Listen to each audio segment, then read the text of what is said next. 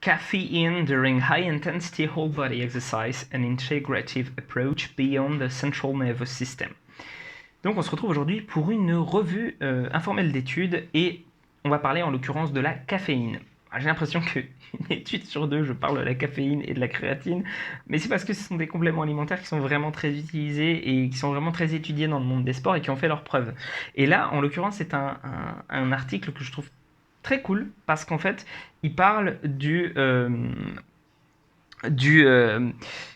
l'effet au-delà du système nerveux dans l'entraînement, on va dire, d'endurance de façon générale.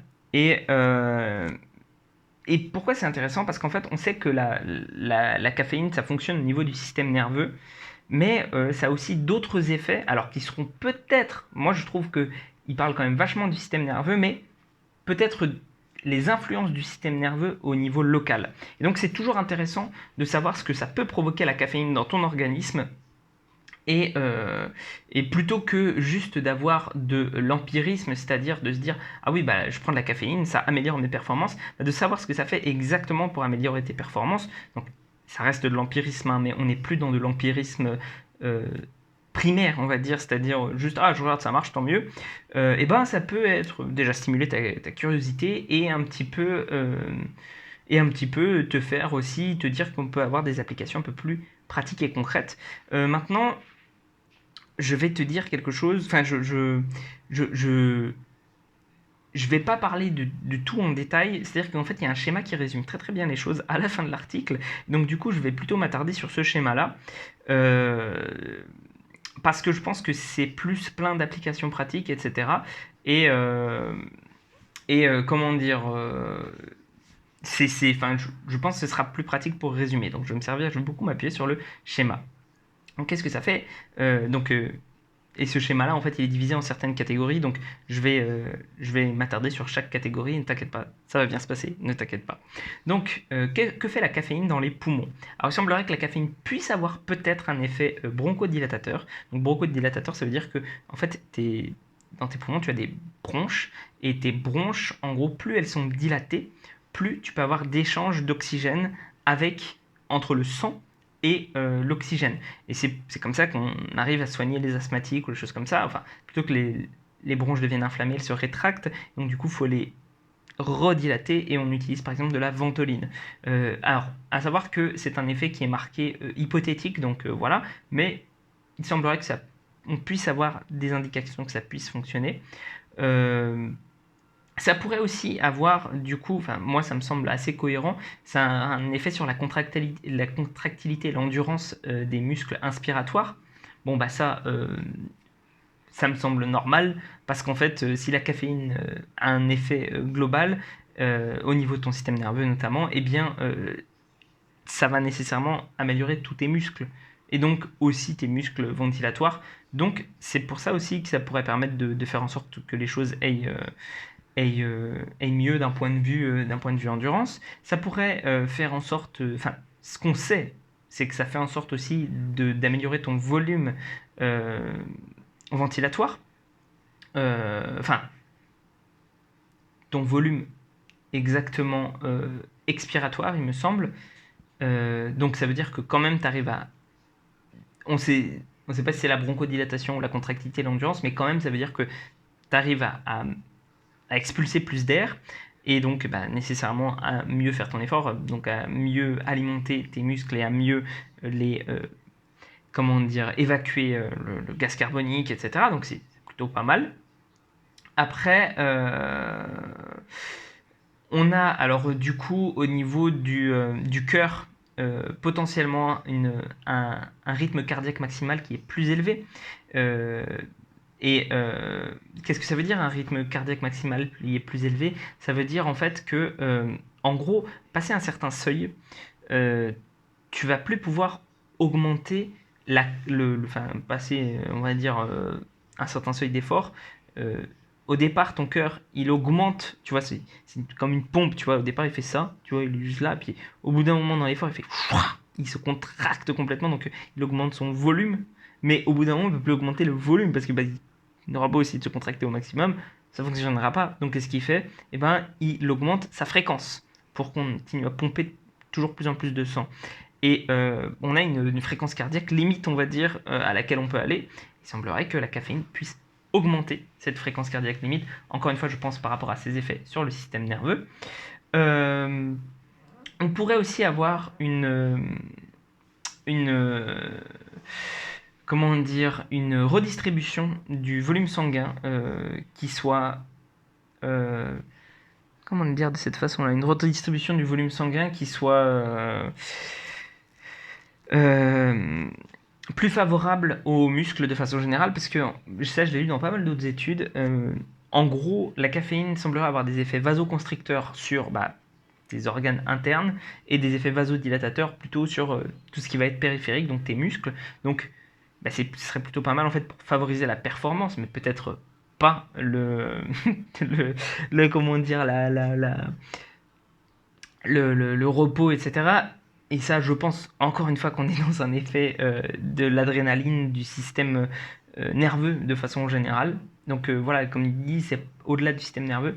Peut-être pas forcément, mais plutôt les effets du système nerveux sur le corps de façon générale. Après, du coup, ça pourrait quand même, et ça je trouve ça cool, la caféine diminuer, pas augmenter, diminuer le volume sanguin aux muscles qui sont inactifs. Et ça c'est super, ça te fait encore une meilleure répartition, tu peux amener plus de nutriments, tu peux être plus endurant, etc. etc. Après, pour les muscles squelettiques, alors on a une amélioration de la contractilité, un peu moins d'ADP, un peu moins d'AMP, donc une diminution de l'ADP et de l'AMP, donc ça veut dire que ça se rephosphoryle plus rapidement, donc ça veut dire qu'on a une meilleure gestion énergétique. Alors l'ADP, l'AMP, ce sont l'adénosine diphosphate et l'adénosine monophosphate, ce sont en fait, l'ATP c'est ta monnaie énergétique de ton corps, grosso modo, on l'appelle toujours comme ça, et en gros, dès qu'elle va donner un phosphate à une molécule pour qu'elle change de conformation, il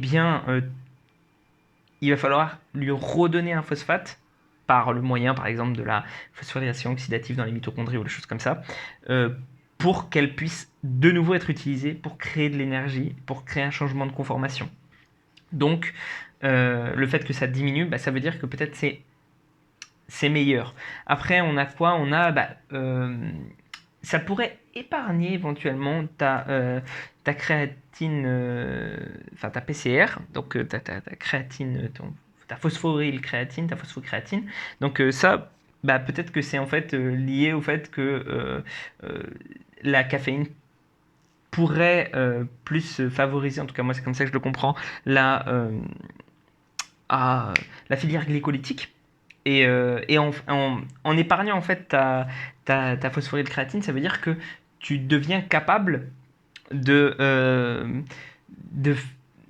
faire plus d'efforts, puisque si ça épargne la phosphorylcréatine, ça veut dire que on est capable d'utiliser autre chose à la place de la phosphorylcréatine, et donc de pouvoir faire des efforts avec cette réserve en plus que ça nous donne en fait. Donc ça c'est très intéressant, et ça pourrait faire baisser la fatigue périphérique. Voilà.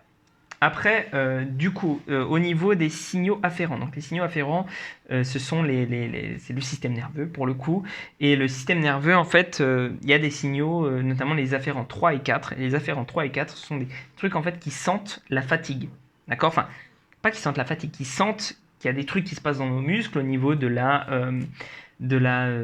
nociception, donc par exemple de la douleur, au niveau de l'accumulation de métabolites, etc. Et qui envoie en fait un signal à notre cerveau en disant attention, on vide nos réserves, donc il faut que tu envoies de la fatigue. Et ça pourrait faire baisser les signaux des afférents 3 et 4, pas les supprimer, mais les faire baisser. Donc potentiellement, on pourrait se sentir moins fatigué. Donc on pourrait aller plus loin. Et pareillement, alors, au-delà de ça, en plus, ça pourrait en plus diminuer la sensation de douleur. Donc moi, je pense que c'est relié, mais de façon générale, ça pourrait aussi le faire, il semblerait, via ça. Sachant que pour ces deux trucs-là, on n'est quand même pas sûr. Voilà. Après, au niveau du cerveau, donc bien du système nerveux, là, on est on est plutôt sûr, ça augmente l'excitabilité corticale, l'excitabilité spinale, ça diminue la fatigue centrale, ça diminue l'effort perçu et la douleur, encore une fois, ça augmente le plaisir et l'excitation. Donc voilà, alors tout ce qui est excitabilité corticale, ça veut juste dire qu'en gros, ton cerveau il est capable d'envoyer plus c'est faciliter en fait ses connexions, donc il peut envoyer plus d'influx, il peut être capable de faire plus d'efforts aux muscles, voilà. Et, euh, et enfin, donc du coup, dans les motoneurones, ça augmente aussi euh, l'activation musculaire. Donc voilà, en fait la caféine c'est vachement ça a plein d'effets partout, on va dire, et c'est vachement utile pour même les sportifs d'endurance, quoi. Enfin, même principalement, je dirais, les sportifs d'endurance, parce que, ou disons, les séries peut-être un peu plus rapides en musculation, et enfin, où on essaie de mettre le max de vitesse, et ou alors quand on est fatigué. Mais voilà, moi j'ai l'impression que ça marche mieux pour les efforts de longue intensité sinon. Et sinon, et bien voilà, j'espère que ça pourra t'aider. Et sur ce, prends soin de toi et on se retrouve pour une prochaine vidéo.